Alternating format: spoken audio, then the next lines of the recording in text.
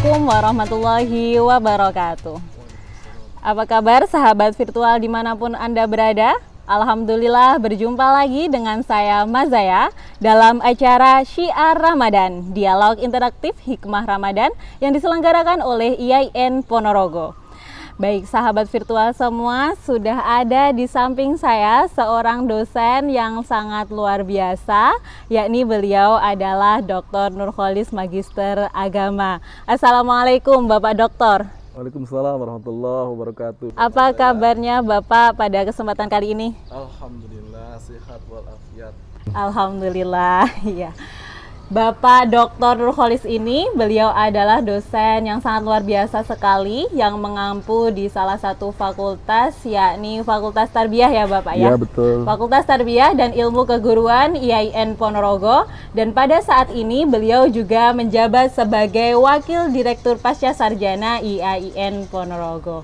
Nah, untuk sahabat virtual semua yang ingin berjumpa atau berinteraksi dengan beliau secara langsung, maka bergabung di IAIN Ponorogo. Karena IAIN Ponorogo juga sangat patut menjadi pertimbangan kita sebagai kampus impian. Kenapa? Karena IAIN Ponorogo adalah satu-satunya perguruan tinggi negeri se-Karisidenan Madiun dengan UKT yang sangat terjangkau dibandingkan dengan PTKIN yang lainnya.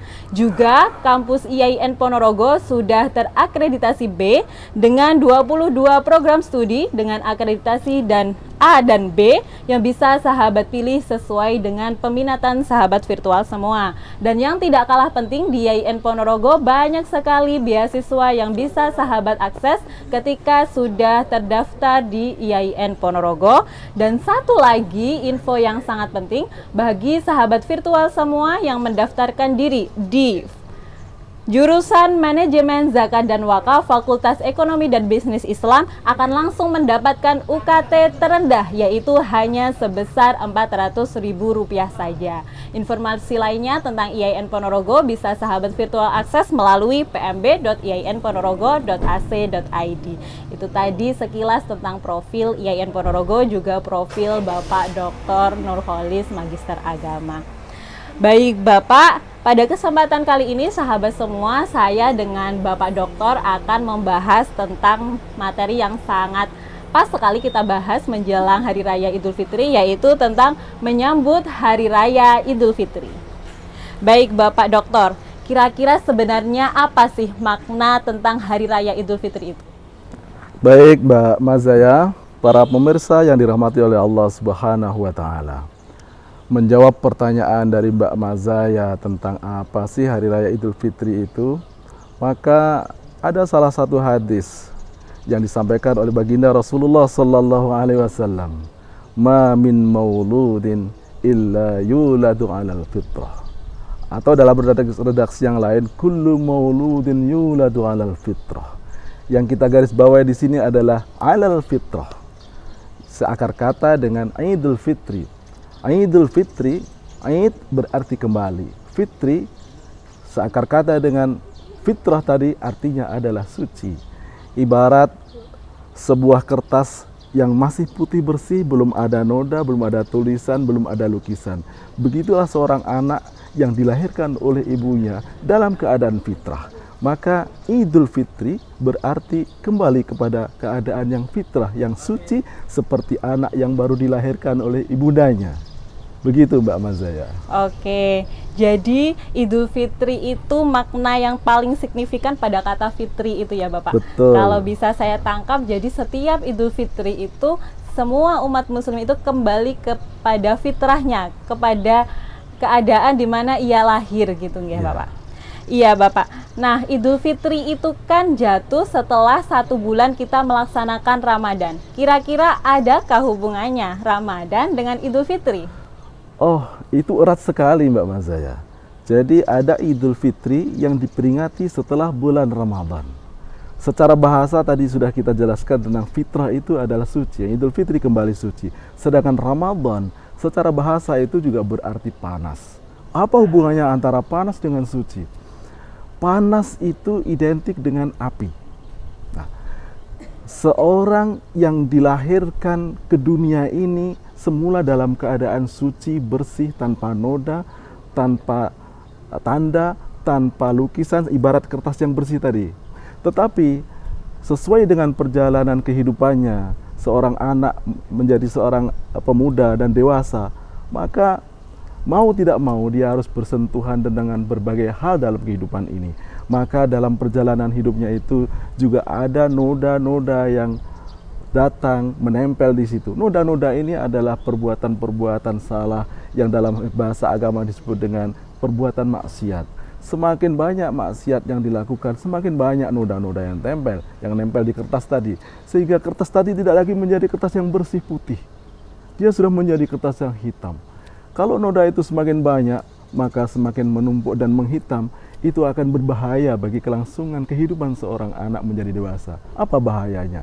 Dia akan terhalang, terhijab dari cahaya Tuhan yang disebut dengan nurullah. Kata Imam Syafi'i, wa nurullahi la yu'ta lil ma'asi. Cahaya Tuhan itu tidak akan diberikan kepada orang yang bermaksiat. Bahaya sekali ketika kita sedang menjalani kehidupan ini, ibarat seperti perjalanan di waktu malam.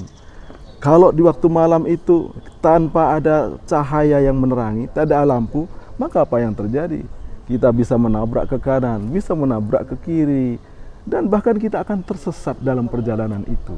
Begitu juga seorang manusia yang sudah terlanjur banyak mendapati dosa di dalam dirinya, gelap hidupnya, dia tidak mendapatkan bantuan cahaya dari Tuhan, la yu'ta lil ma'asi, maka sudah bisa dipastikan hidupnya akan terombang-ambing.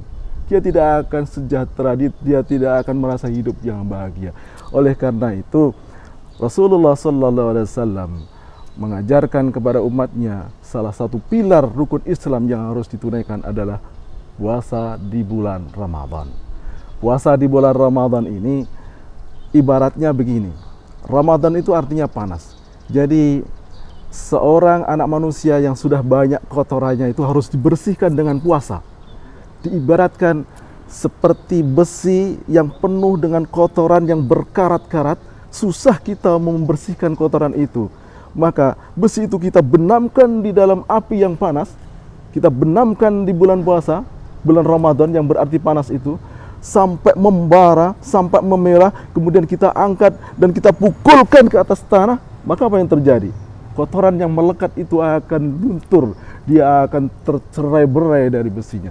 Begitu juga seorang anak manusia yang sudah banyak melakukan dosa dan salah, ketika dia dengan sungguh-sungguh iman dan wahtisaban menunaikan ibadah puasa, menjalankan sholat malam, maka ketika dia sampai ke ujung bulan Ramadan, masuk ke Idul Fitri, maka dia akan kembali menjadi manusia yang bersih. Seperti itu. Luar biasa sekali. Baik, masih ada satu ini pertanyaan yang mengganjal di hati saya, bahwa ketika Bapak Dokter tadi mengatakan setiap muslim dengan segala kotorannya menghadapi Ramadan itu dibakar segala kotorannya sampai bersih tuntas, dan disambutlah ia Idul Fitri, kembali kepada fitrah, kembali kepada keadaan lahir. Tetapi yang menjadi pertanyaan saya, kan ada juga beberapa muslim nanti di akhirat itu tidak semuanya langsung masuk surga, Bapak. Nah, itu bagaimana? Padahal setiap tahun menghadapi Ramadan dan Idul Fitri. Baik Mbak Mas, saya ada satu hadis yang menjawab hal ini. Dikatakan, raghama anfu rajulin dakhala alaihi Ramadan thumman salakha falam yughfar lahu. Jadi merugi seseorang yang dia berjumpa bulan Ramadan, tetapi sampai habis waktu Ramadan itu dia tidak mendapatkan pengampunan dari Allah Subhanahu wa taala. Ini adalah merugi sekali. Siapa mereka itu? Paling tidak dapat disebutkan ada 4 golongan yang merugi karena tidak mendapatkan pengampunan dari Allah ketika Ramadan sudah selesai. Yang pertama adalah syaribu khamrin.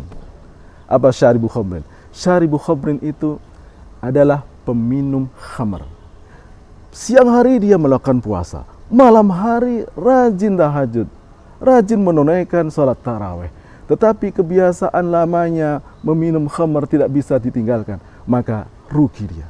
Dia termasuk orang yang raghama anfu rajulin, yang merugi karena tidak mendapatkan ampunan dari Allah Subhanahu wa taala. Yang kedua adalah aqun liwalidayhi, seorang anak yang derhaka kepada kedua orang tuanya. Bagaimanapun puasa itu mendidik kita untuk menjadi orang baik. Kita harus berbuat baik kepada sesama, apalagi kepada kedua orang tua.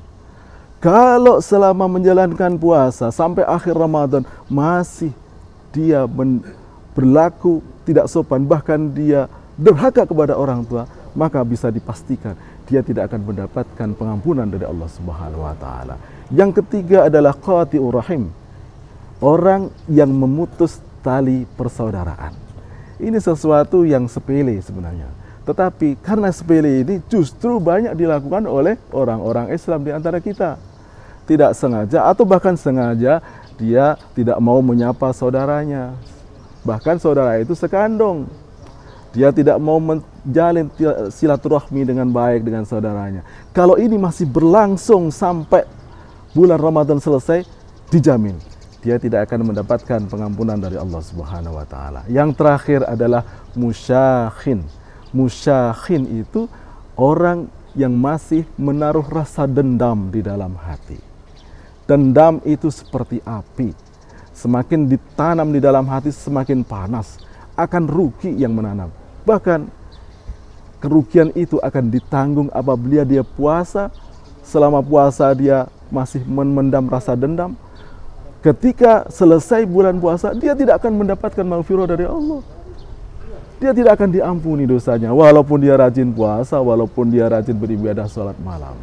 Jadi mudah-mudahan kita tidak termasuk orang-orang yang tidak mendapatkan pengampunan dari Allah itu. Begitu Mbak Mazaya. Amin, amin ya Rabbal Alamin. Sangat was-was sekali perasaan saya mendengarkan yang terakhir ini.